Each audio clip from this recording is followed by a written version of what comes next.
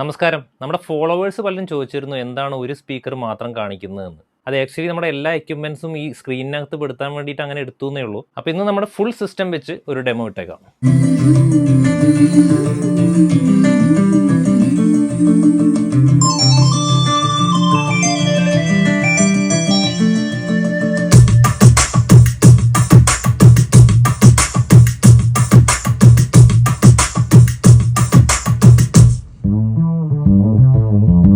മണിമുറ്റത്താവണിക്ക്